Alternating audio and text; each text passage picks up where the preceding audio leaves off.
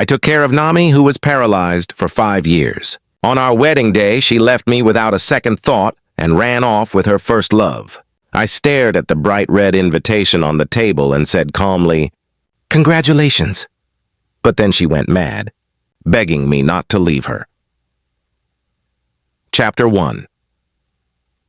As I adjusted my suit tie for the 7th time, Nami arrived. My parents let out a sigh of relief. It felt like we'd all been holding our breath since the wedding started. She walked up to me, trying hard to force a smile. The MC had been stalling for half an hour, trying to smooth things over. At that moment, he hurriedly handed over the rings, hoping the ceremony would wrap up quickly. I picked up the ring, intending to slip it onto her finger, but just then, the chapel door was pushed open forcefully. Nami. At the sound of that voice, Nami's hand recoiled like she'd been shocked. I followed her gaze and saw Ken standing there. He was backlit, and it wasn't until he got closer that I noticed how terrifyingly pale he looked. His lips were colorless and his whole being radiated a sense of desolation, but his eyes were shining exceptionally bright as they locked onto Nami. "Nami, I'm sorry I'm late." Nami's eyes immediately reddened, and when she looked at me again, her gaze was filled with overwhelming guilt. Yes, guilt. She didn't need to say a word. I already understood her choice. I chuckled bitterly and clenched my left hand tightly. The sound of chopsticks falling to the ground broke the silence in the banquet hall, and murmurs started to rise. My fingers unconsciously rubbed the ring in my palm. It was her favorite brand, her favorite style. We had picked it out together, symbolizing belonging to each other forever. We just stood there, staring at each other. I was on the stage, she was off it. I didn't rush her. I wanted her to marry me willingly. Ken coughed a few times, almost pleading as he looked at Nami. Nami suddenly took 2 steps closer to me. "Hiro, I'm sorry, but Ken needs me now. What about me? Don't I need her too?" All these years of companionship and care were ultimately outweighed by Ken's simple words. "I need you." She stopped looking at me, turned around and resolutely took Ken's hand, running toward the light streaming in from the door, as if that was the happiness she had long awaited. I stood there, watching their determined backs. She didn't look back, not even once. Chapter 2. Nami Song and I have known each other since childhood. Our parents were good friends, so you could call us childhood sweethearts. In elementary school, Uncle Song's business hit hard times, and unable to cope, he took his own life. The atmosphere at home was gloomy, and Aunt Song cried every day. A few days later, she followed Uncle Song. During that time, anyone who saw Nami would feel deep pity for her. She was like a bird with broken wings, fallen into the mud. She had no strength to resist her bad luck and couldn't even protect herself. She'd bow her head and shrink into a corner whenever she saw people, and she didn't like to talk. Her relatives saw her as a burden, shuttling her from one house to another. In the end, my parents, feeling sorry for her, took Nami into our home. At first, I didn't like her much. She took away some of my parents' love. But my parents always said Nami was a pitiful child, that she had nothing and no one else but us. Even if we did everything we could, the wounds in her heart could never be healed. Gradually, protecting Nami became a habit ingrained deep in my bones. Watching her become more cheerful and bright each day made me happy too. Back then, Nami loved to cling to me, often stubbornly shaking my arm, not letting me play with others. She'd say she only had me, and if I chose someone else, she wouldn't see any meaning in continuing to live. Every time she said that, my heart ached. She'd announce domineeringly, "Only I can marry Brother Hiro. You're not allowed to marry anyone else." How could I ever choose anyone else? It had always been her, but after high school everything changed. She fell in love with someone else. I first heard of Ken on my birthday.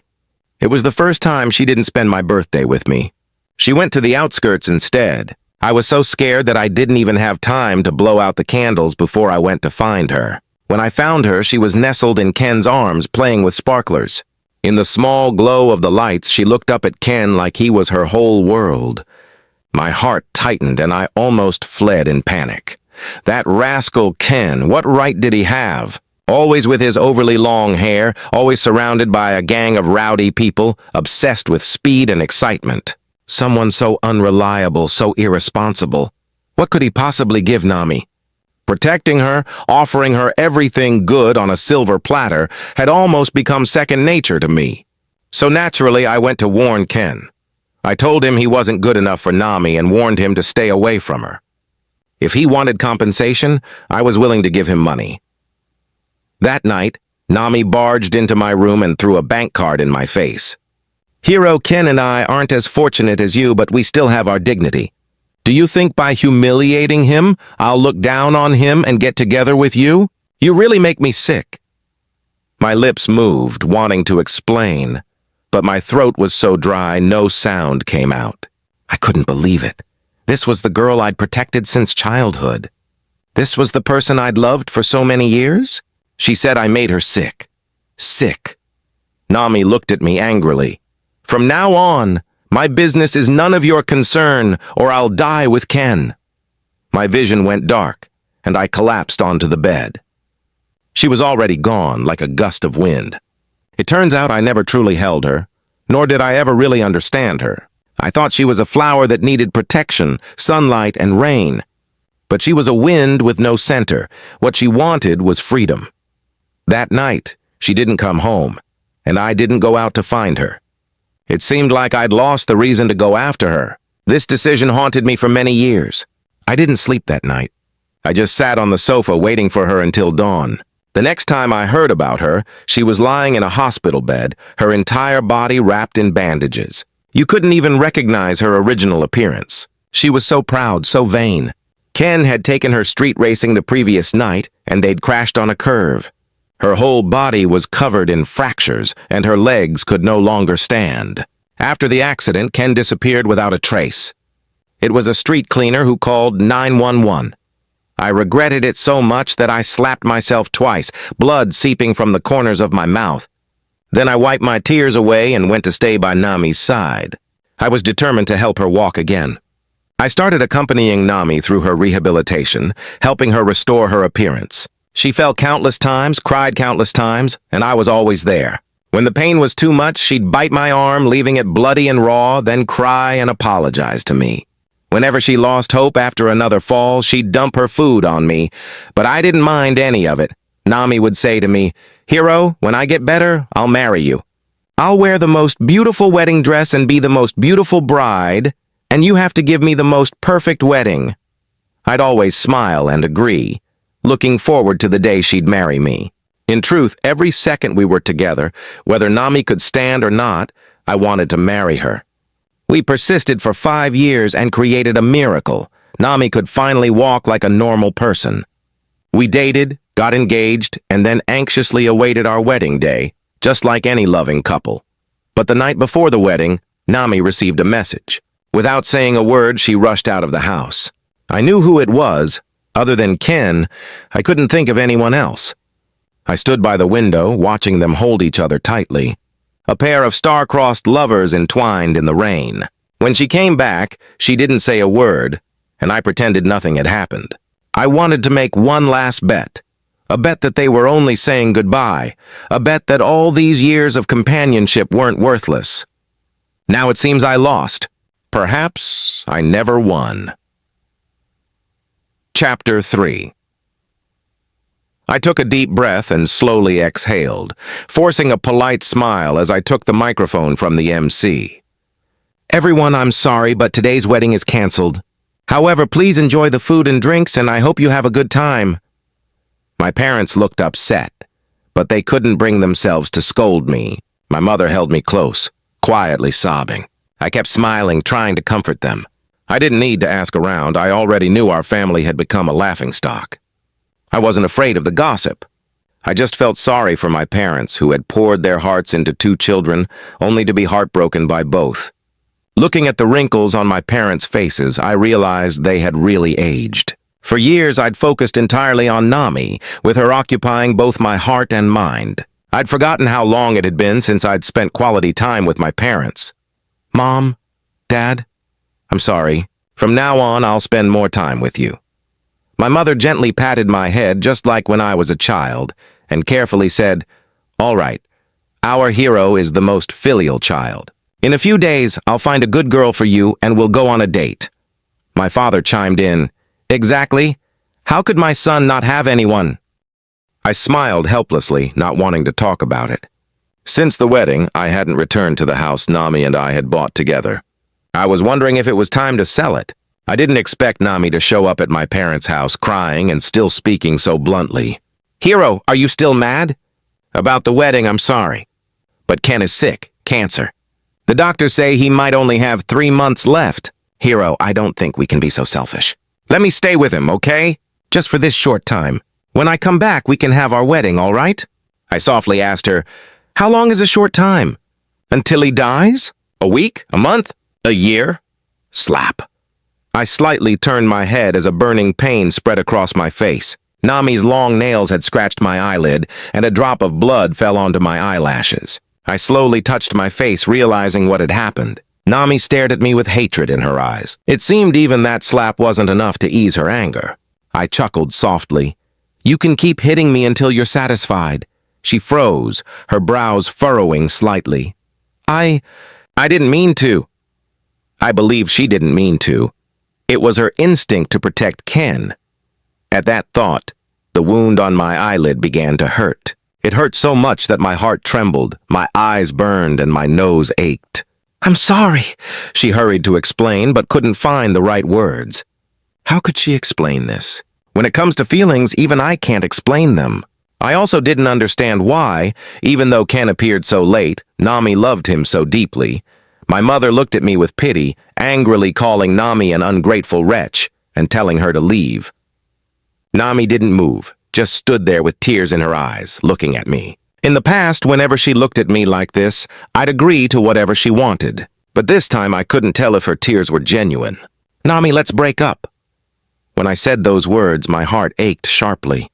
But what followed was a long-lost sense of relief. Nami suddenly became furious. Hiro, are you threatening me? I shook my head.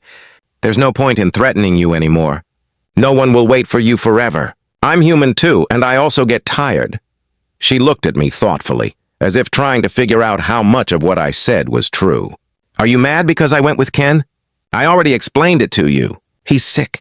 We have a lifetime together, but he only has a few days left. Hiro, you're so kind you can understand, right? I nodded and said, yes, but what I'm talking about now is our relationship, Nami. I don't want to continue this anymore. She suddenly smiled. Hiro, I know you're angry. Calm down first. I won't bother you for the next few days. With that, she left as if fleeing. Nami thought I was throwing a tantrum. I was also surprised that all the years of attachment and reluctance seemed to disappear the moment she threw away the ring, like morning mist vanishing as soon as the sun rises. Chapter 4. Lately, I've been accompanying my mother to visit old friends and attending various matchmaking dinners arranged for me.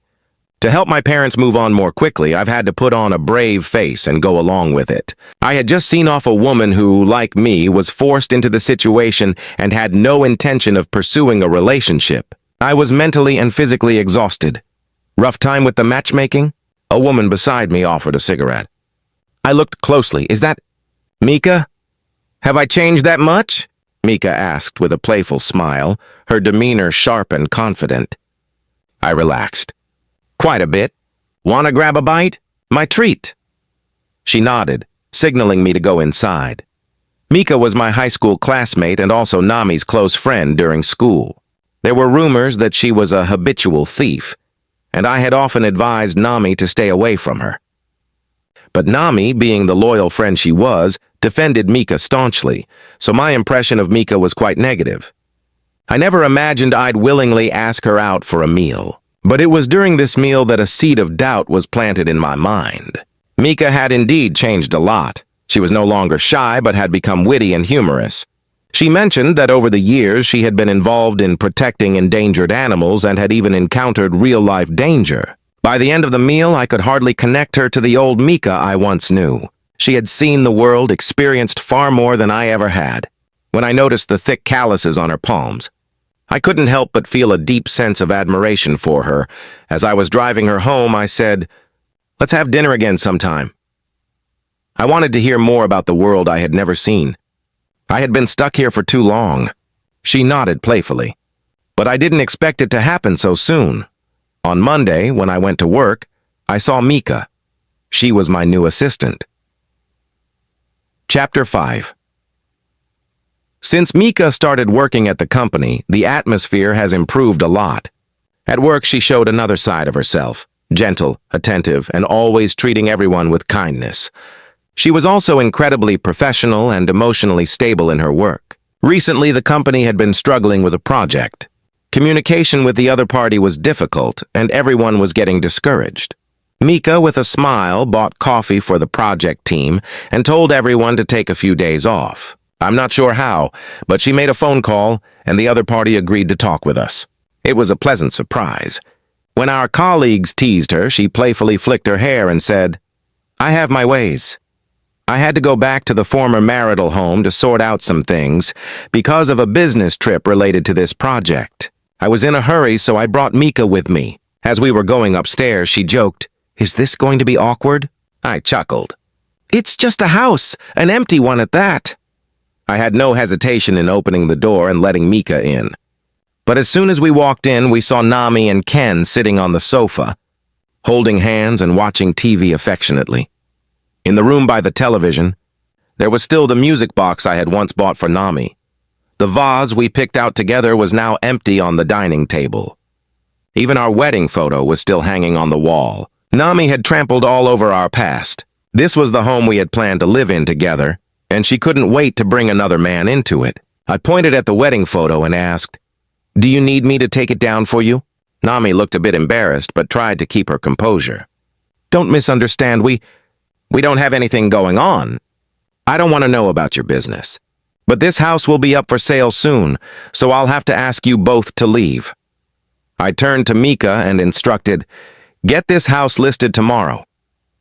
Nami's hysteria halted, and she stared at Mika in disbelief. Mika had changed so much that even her former best friend couldn't recognize her. "Nami, long time no see." Nami's initial fierceness quickly turned into unease, and she looked at us searchingly. "Hiro, why are you with her? Does it concern you?" That remark successfully enraged Nami, and she lunged at Mika, trying to hit her. I reacted quickly, blocking her, but without realizing my strength, I pushed Nami to the ground. I instinctively wanted to help her up, but then caught myself and stood back. "Sorry, I didn't control my strength. But Nami, you need to apologize to Mika." Nami looked at me, bewildered. "Apologize? You want me to apologize to her?" I nodded. She stubbornly lifted her head to look at me, her eyes gradually reddening and filling with tears. It was that same expression she always used to force me to back down. But now, looking at her tears, all I felt was annoyance. Seeing that I wasn't moved, Nami dropped her pretense of grievance and restraint. "Hiro, I will never apologize to a thief." I glanced nervously at Mika, but she seemed unbothered. I said, "Nami, when you leave, please leave the key. I'll sell the house as soon as possible." She seemed to grasp my resolve, and after a moment of silence, she crouched on the floor and burst into loud sobs. In all these years, I had never seen her like this, and I awkwardly thought of going to comfort her. Ken finally seemed to snap out of it and shoved me aside to help Nami up. "Cough, cough! Hiro, how can you treat Nami like this? Just because she didn't marry you for my sake? No matter what, she's still your sister. How can you be so heartless?" The smugness in his eyes stung me. He was laughing at me, laughing at how all these years of companionship had become a joke, laughing at how all these years of deep affection had become worthless. "Get out!" Ken's chest heaved, his face turning ashen as he began coughing violently. Nami glared at me hatefully, grabbed Ken, and stormed out. She turned back and shouted at me, "Hiro, you've gone too far! It's just a broken-down house, and you're using it to humiliate us. We'll leave right now, and I'll never come back. You better not regret this." I wearily leaned against the sofa, the argument leaving me with a headache. Mika hesitated before coming over to support me, softly reminding me, "We need to get to the airport." Mika handles work with ease. With her around, negotiations are incredibly efficient. She speaks several languages, and her wine critiques leave the other party nodding in agreement. I couldn't understand why someone like her would have stolen things back in school, but now I admit I'm drawn to her. Curious to know more about her. Just as my curiosity was beginning to blossom, Nami sent me a video late at night. In the video, Mika was on a yacht, wearing a figure-hugging gown, gracefully holding a glass of wine. I couldn't hear what she was saying to the 3 or 4 men around her, but she was laughing freely and openly. Nami said, "Hiro, don't be fooled by her. I'll be waiting for you at home." I clenched my phone tightly. What kind of person is Mika, really? Mika transferred to our school during our 2nd year of high school. Back then, she was always quiet, very pretty, but not very talkative, and her grades were exceptional. Later, some classmates noticed that she was often picked up and dropped off by luxury cars. Because of these rumors, she became even more silent and had no friends. But Nami started sticking to her like glue, and I had the occasional chance to talk to her. In my memory, Mika was particularly gentle, with dimples when she smiled. One day, on the way home, Nami secretly told me that Mika's mother was the mistress of a rich man.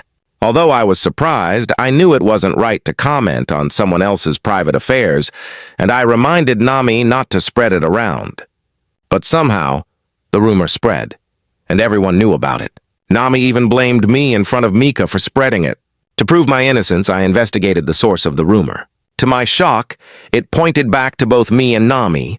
I could swear on anything that I never said a word, not even in my sleep. Given how fiercely Nami accused me, she obviously didn't say anything either. Could it be that someone overheard us talking? In the end, the matter was left unresolved. Mika soon transferred to another school, and we only heard occasional updates about her, winning awards, going abroad, but no one knew any specifics.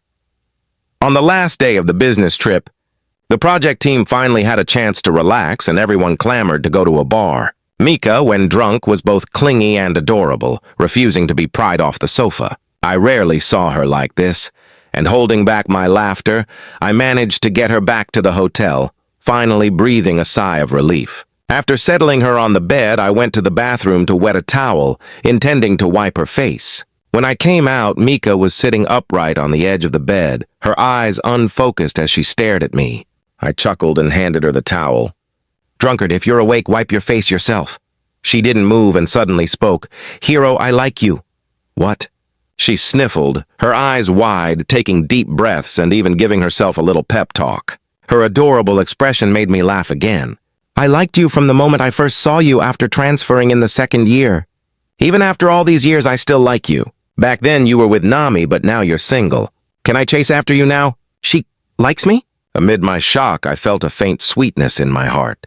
But before I could gather my thoughts, Mika slumped back onto the bed and quickly fell asleep. I was left sitting there unsettled and lost in thought. I carefully considered my feelings for Mika. After spending time with her these past few days, it would be a lie to say I wasn't moved. Her charm is impossible to ignore, and being with her makes me feel like there's so much I can do. I don't feel powerless, helpless, or resigned. She's the kind of girl who brings vitality to those around her. I think anyone would be drawn to her, would fall in love with her. But I'm puzzled. Back then, Nami was already with Ken. Why did she lie to Mika, saying that we were in a relationship? Not long after returning to the company, rumors about Mika's mother being the mistress of a wealthy man began spreading like wildfire again. I specifically ordered everyone not to talk about it at the company, but the effect was the opposite. Because Mika had helped the company secure a partnership through her own connections, my attempts to stop the gossip only made people believe the rumors were true. I felt both sorry and a bit heartbroken for her. Remembering her timid and helpless expression from high school, I felt a pang of guilt. Now, under my watch, something like this was happening all over again. I had caused her to be hurt once more. I suggested that she take a few days off or maybe go on a trip. I even offered to accompany her if she didn't mind, but Mika rejected all of it. She was no longer the pitiful little girl from back then. She didn't care at all, continuing to greet people warmly and staying focused on her work. This only strengthened my belief that even if the rumor was true, Mika was innocent. She couldn't choose who her parents were, could she? Soon everyone's attention was diverted when an established company we had just approached expressed interest in partnering with us. The chairman himself wanted to come and discuss the contract. I specifically assigned Mika to follow up on the entire process, hoping to give her something to focus on. No matter how strong she is now, hurt is hurt and its essence doesn't change. Mika, however, ended up comforting me instead. "Don't worry. Those rumors won't affect my work. I'm worried about you, not the business."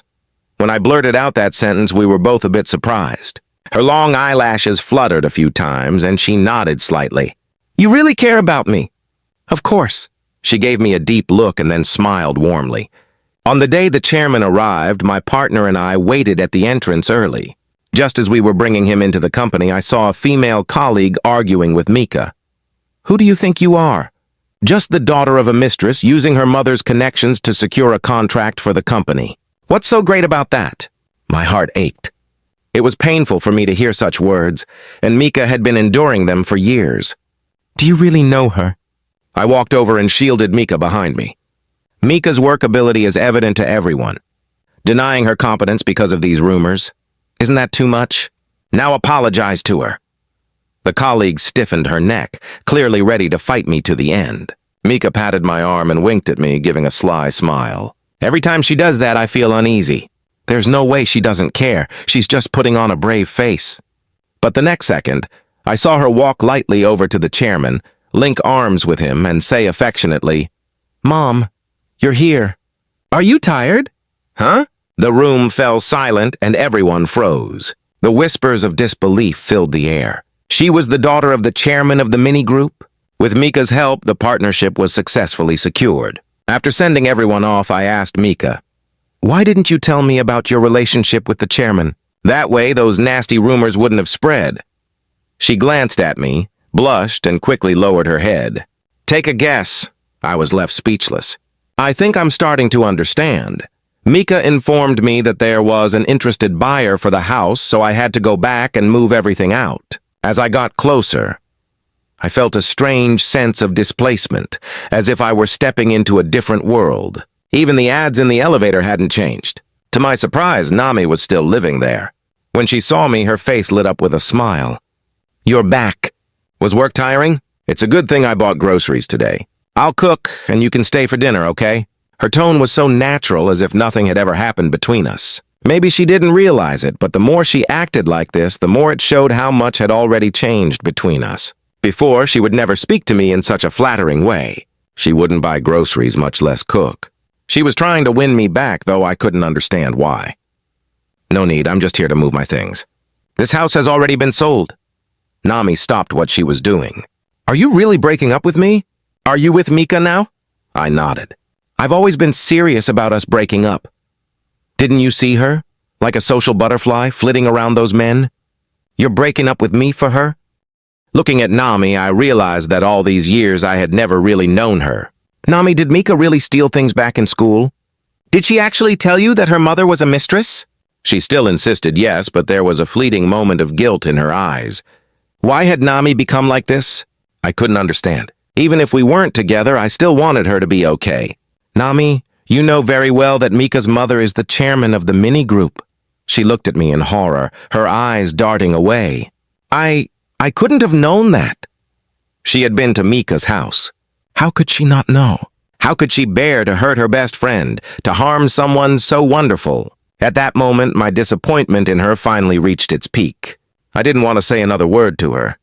"Leave! I'll have someone send your things to you." She wavered, leaning against the wall for support, her lips trembling. "You don't want me anymore?" "Yes." "Hiro, Go," I interrupted her. "Before I say something I'll regret." She clutched her chest, laughing bitterly. "Hiro, do you think no one else would want me besides you?" She shoved me aside, slamming the door so hard it echoed. The next day, as soon as I arrived at the office, Mika stopped me, pointing to my office. She said Nami was waiting inside. As soon as I pushed the door open, Nami shoved a bright red invitation into my hand. "Ken and I are getting married next week. You're invited." I looked at the invitation and carefully put it away. "Congratulations, I meant it sincerely." Nami looked at me in shock, enunciating each word. "Hiro? I just told you I'm marrying another man and you congratulate me? Is that all you have to say?" I shook my head, signaling that she could leave. Nami said nothing, just stared at me. She finally believed that I truly wanted to break up with her, not as a threat, not as a tantrum. She spoke softly again. "Hiro, do you really want to break up with me, even if I sincerely admit my mistakes now?" Yes, I was absolutely certain. Her whole body stiffened, and through her tears she searched my face for any sign of reluctance, but there was none. She walked out without a word, her back straight. Mika was standing at the door, looking at me with concern. "Did you know back then that it was Nami who spread those rumors? Why didn't you clear it up?" She shrugged. "There was no need. Nami lost her father when she was young. I didn't want to hurt her further. Mika is too kind, too gentle. Nami understood each of us so well that she manipulated us all." I felt a deep sorrow for Mika. But she said it didn't matter. It was all in the past, and she wouldn't dwell on it. I thought, yes, it's all in the past. We have to look forward, don't we? I glanced at Mika's profile, and the morning sunlight made her face look so beautiful. At that moment, I finally understood my feelings. I like Mika. I spent a long time preparing. Every corner of the quiet restaurant bore traces of my careful arrangement. There were the rabbit dolls she liked, blue roses with dewdrops, and Mika, who knew nothing of what was to come. "Mika, I like you. I don't want to miss out on you again. Please allow me to love you passionately and sincerely in the days to come." She burst into tears, and I cried along with her. It was wonderful. True lovers will always find a way to be together. Chapter 13. I invited Mika to attend Nami's wedding with me. She looked at me intently. "You don't have to go if you don't want to. Everything takes time, and I trust you." I sighed and gently pinched her cheek. "It's really okay. The fact that I've confessed my feelings to you means that I've truly moved on. But no matter what, she grew up with me, and I've always hoped she could be happy." The wedding was held in a very shabby little restaurant. The environment was terrible, and the sound of the suona, a traditional Chinese wind instrument, was so loud that it drowned out all conversation. There were no flowers, no red carpet, not even a proper MC, just one of Ken's relatives. None of the things Nami had once dreamed of were there. Before the wedding started, Nami, dressed in a cheap wedding dress, came to find me. I could smell the plastic of the dress and see the red rash from an allergic reaction on her shoulders. "Hiro, are you really just going to watch me marry someone else? If you say you don't want me to, I'll leave with you right now." I didn't respond. She was sobbing uncontrollably. "Hiro, say something. Just nod, just nod." She clutched my sleeve, looking at me in desperation. "Please, please take me away." I really know I was wrong. "Congratulations on your wedding." Her movement stopped, and she suddenly started laughing, but then, as she laughed, she began to cry again. Ken came over, his face full of anger, and dragged her away, scolding her as they walked off. Halfway through the wedding, someone got drunk and started shouting, apparently one of Ken's friends. He was spouting off obscenities. "Ken, you lucky bastard, look at the bride's big chest and big ass. Come on, tell us, how does it feel?" Someone else laughed loudly, egging him on. Nami looked at Ken for help, but he just looked proud, rubbing his fingers together and saying, "Of course my girl feels amazing." He didn't seem to think his friend was insulting his wife. If anything, he seemed proud that Nami was being ogled. Nami's face went pale, tears welling up in her eyes. She lowered her head, standing silently as if she had fallen into a bottomless pit. I didn't want to see any more, so I quickly took Mika and left. Chapter 14. After that, I heard less and less about Nami. One day, a friend insisted on dragging me to a bar to celebrate his birthday. I couldn't refuse without dampening the mood, so I went along. To my surprise, I saw Ken with 2 women on his arms. The women took turns kissing him, making him laugh heartily. He pulled a watch and a bracelet out of his pocket and gave them away without a second thought. I recognized those items. They were things I had bought for Nami. I didn't want to get involved. How they lived their lives was their business, not mine. But I lost any desire to stay, so I made an excuse and left. While waiting by my car for a driver, Ken came out and spotted me. He staggered over. "Hiro, you drive such a nice car, but what good is being successful if you can't even keep a woman? To me, you're just a failure." I didn't respond to his taunt. "Ken, if you're sick, you should drink less. After all, it's your body. If you don't take care of it, you're the one who'll suffer." He was clearly very drunk and sneered. "I'm not sick." It was all fake. "Do you know what a strategist is? The system made me seduce Nami. Your wedding day was my deadline. If I didn't succeed, I would die. But I pulled it off, and now I'm living the high life. You've liked her for so many years, so I guess you'll keep an eye on her, right? Marrying her wasn't a bad deal at all. I stared at him, speechless. How much had he drunk? Chapter 15. I couldn't quite grasp Ken's confession, nor had I ever heard of such a thing before. I had someone look into it. The information came back quickly. Ken had accumulated significant gambling debts. A week before my wedding with Nami, he was nearly beaten to death by debt collectors. He was issued dozens of critical condition notices within 2 days. The doctors were preparing to give up on saving him, yet he somehow managed to hold on long enough to show up at my wedding with Nami. Then he took Nami away. The bizarre part was that the next day, Ken was miraculously cured and discharged from the hospital. I had no choice but to believe what he said was true, that life and death were at the mercy of some system. So Ken's claim of having cancer was a lie, but the debt was real. I should have explained all this to Nami. But I also knew she wouldn't believe me, not a single word. In this tug-of-war of emotions, I lost, but not to Ken's scheming. It was simply because Nami didn't love me enough. But it's okay, because now I have someone who loves me. I moved to a new place and started living with Mika. We were very happy together. I didn't hide what Ken had told me from Mika, and she was just as shocked as I was. One day, while we were cooking together, Nami showed up. I had no idea how she found our address. She seemed uneasy, hesitating to speak. I waited patiently. Mika, curious, called out from the living room, "Hero, who's at the door? Why don't they come in?" Nami stammered, I came to find a photo. It wasn't among the things you returned to me. Maybe it's still here." I let her in, and we searched the study together. We eventually found it inside a fairy tale book. It was a photo we had taken on the first day she moved into our home as a child. Nami carefully touched the photo, thanked me, and started to leave. I quickly turned to Mika and reassured her. "I'm sorry, it must have been packed by mistake." "You believe me, right?" She laughed and patted me on the shoulder. "Relax, don't be silly. But don't you think Nami seemed off? Did you notice the bruises on her arms? Should we check on her?"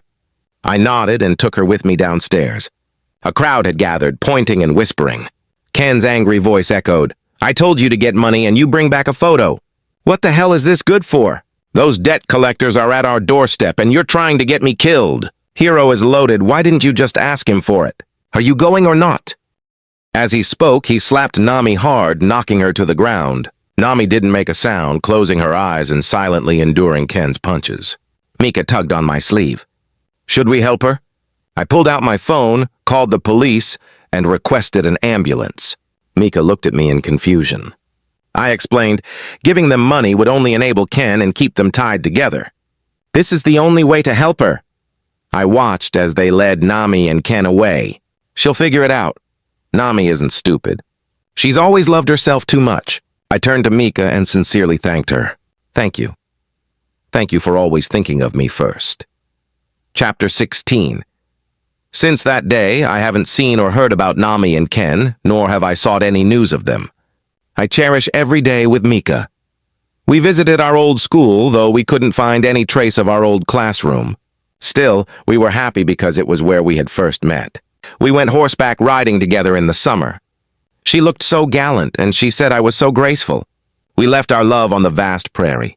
In winter, we went to the snow-capped mountains, bundled up like little cotton balls huddled close together. We made love in the warmth of our home and made a wish to return with our children in 5 years. When Mika and I decided to get married, I went to see her parents alone, sought their opinion, and got their approval along with the family register.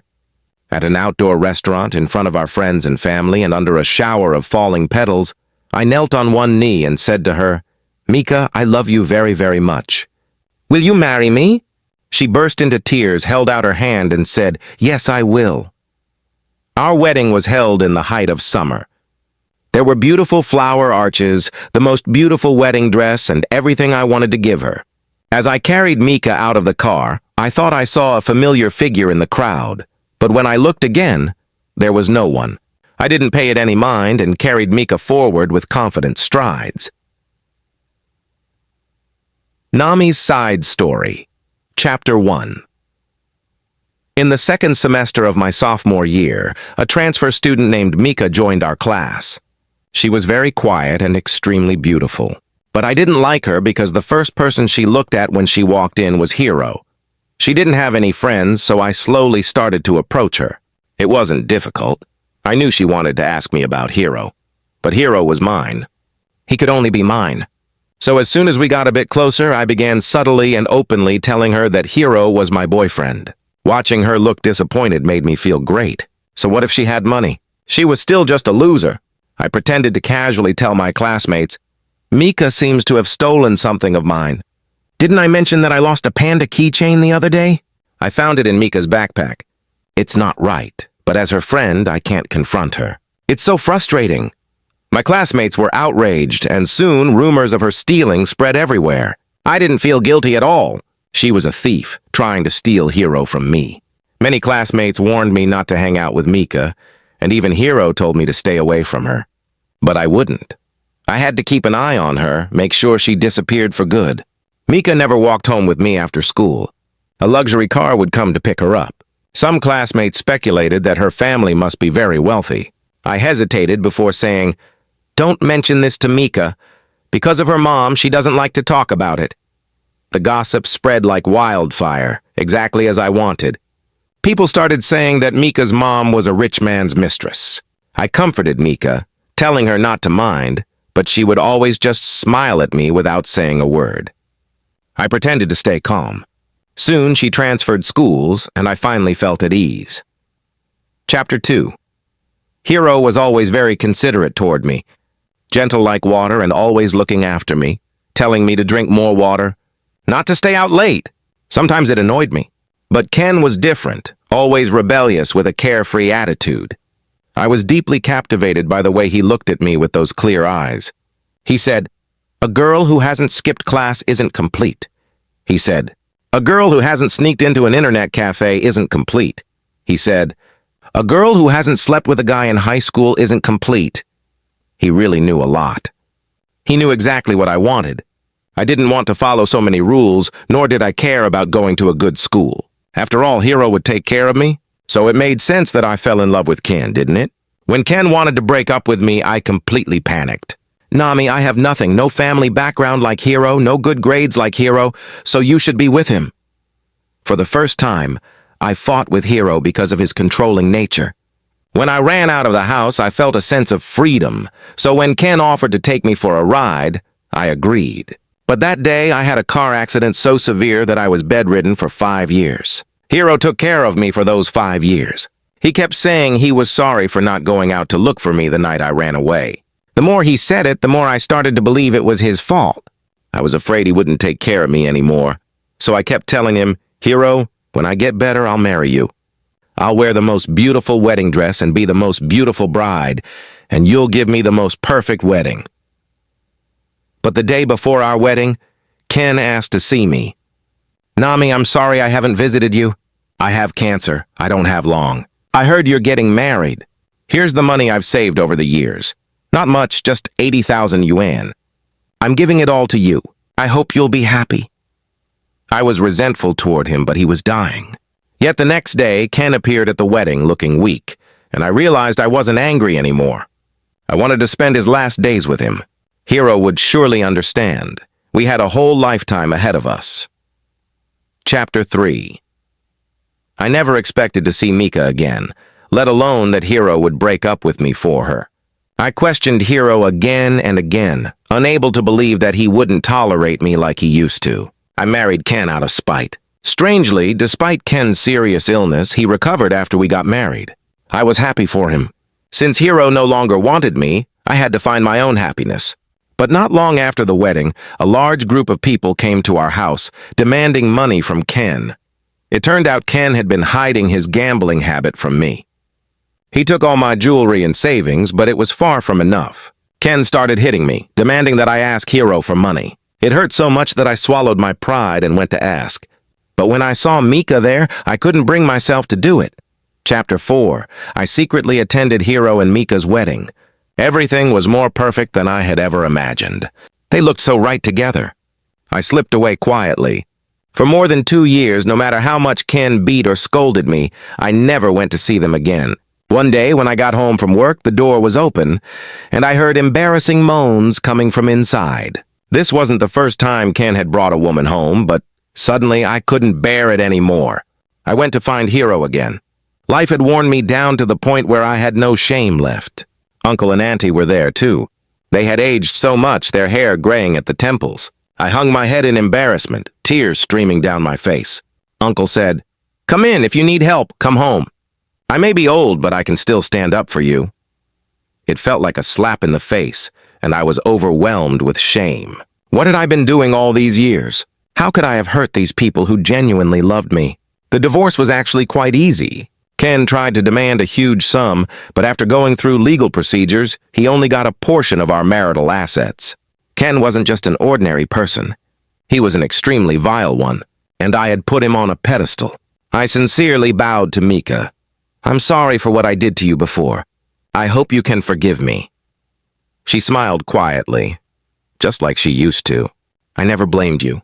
"Congratulations, and I hope you live well. I got a new job and I visit Uncle and Auntie whenever I can. Life is now stable and fulfilling."